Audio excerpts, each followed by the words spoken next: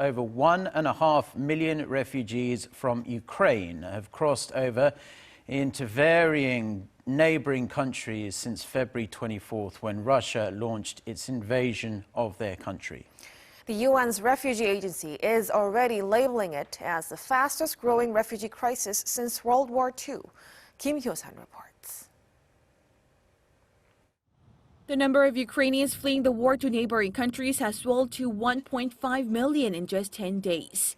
According to the UN High Commissioner for Refugees, it's now the fastest growing refugee crisis since World War II. The UN added the civilian death toll since Russia launched its invasion against Ukraine on February 24th stands at 364. This, it said, includes over 20 children, adding hundreds more have been wounded. Amid the hostilities, Russian President Vladimir Putin reportedly told his French counterpart Sunday that Moscow plans to achieve its aims in Ukraine through either diplomatic or military means. According to an unnamed French official, Putin seems very determined to achieve his objectives, including on what the Russian president again calls the, quote, denazification and neutralization of Ukraine. During a call with Turkey's president on Sunday, Putin also explained that Russia's military campaign in Ukraine is going to plan and will not end until Ukraine puts down its arms.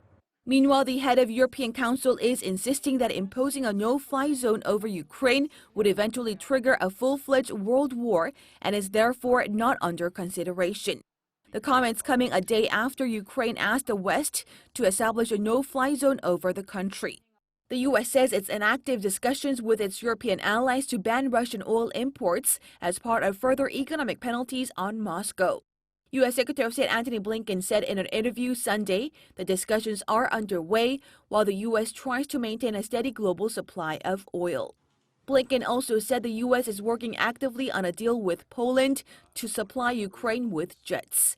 The deal could involve the U.S. providing F-16 fighters to Poland as replacements once the Poles hand over their fighter jets to Ukraine.